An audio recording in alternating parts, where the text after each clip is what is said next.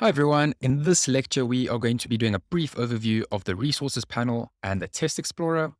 So the resources panel is currently empty and it'll only display things once you've connected it to Orchestrator and you've done stuff like created assets, queues, processes, or entities.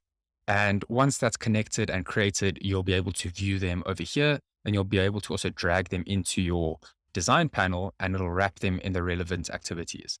So you don't need to understand exactly what this is for now. This is more focused on in the orchestrator section, but it's just good to know that that's what this resources section is.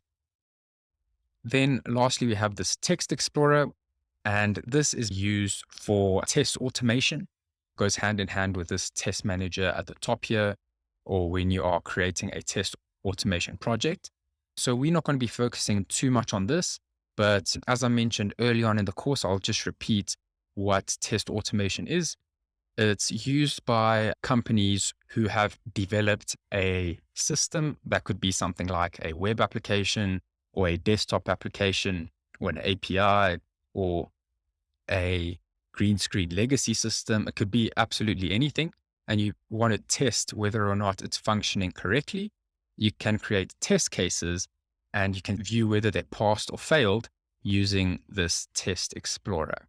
So that's all for the test explorer. In the next video, we will be learning about something very important, which is the variables panel. So we'll get into that in the next lecture.